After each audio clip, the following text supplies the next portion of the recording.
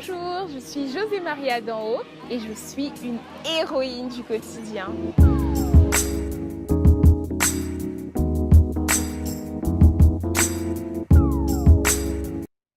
Savez-vous quelle est la caractéristique de l'aigle? Eh bien, l'aigle est l'un des rares oiseaux qui volent face aux vents contraires. Non seulement il va voler face à eux, mais ces vents contraires vont le propulser à voler avec une plus grande altitude. Pourquoi vous parlez de l'aigle? Eh bien parce que leur attitude est salvatrice d'un mental qu'il faut avoir face aux adversités. Face à l'adversité, nous avons toujours deux choix. Le premier choix est celui d'avoir une posture un peu de victime, de murmurer, d'être dans l'amertume. Et l'autre choix est celui de la posture de vainqueur, qui prend de la hauteur comme l'aigle. Dans ma vie, dans mon parcours, que ce soit pour HEC Culture, pour mon livre, pour mes études même, j'ai eu à faire face à de multiples adversités.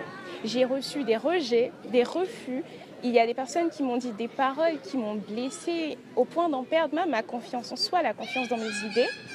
Mais face à tout ceci, j'ai décidé de prendre de la hauteur comme l'aigle. Et c'est donc à travers ce cheminement que j'ai pu rencontrer 4 acolytes qui m'ont définitivement aidé à surmonter tout ce qui pouvait être comme des vents contraires dans ma vie. Le premier acolyte a été la foi parce que il faut toujours croire en fait en nous. Il faut toujours croire en ce que Dieu a mis en nous et c'est fondamental. Peu importe ce qu'on nous dit, peu importe si on nous dit qu'on est bête, qu'on est laid. Le deuxième a été l'espérance. L'espérance qui nous fait savoir au plus profond de nous que peu importe l'adversité, c'est une promotion qui va nous permettre d'aller à un autre niveau dans notre vie. Le troisième acolyte, ça a été l'amour.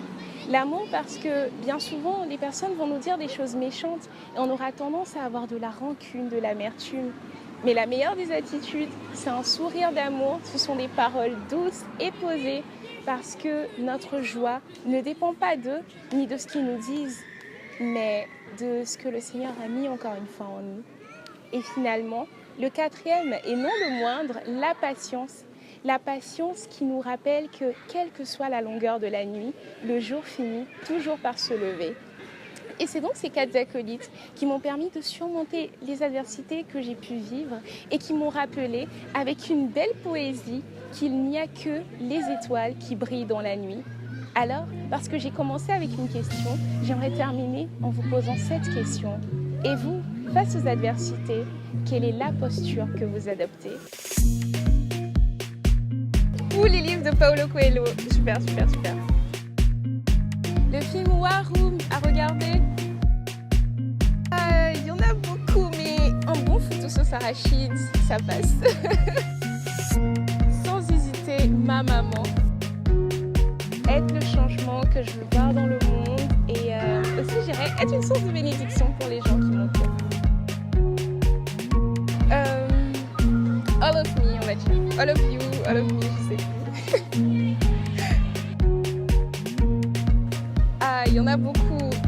Tout d'abord, Oprah Winfrey, Maya Angelou et comme on ne pointe jamais son visage avec la main gauche, je dirais Yasmina Wenya, sur 225.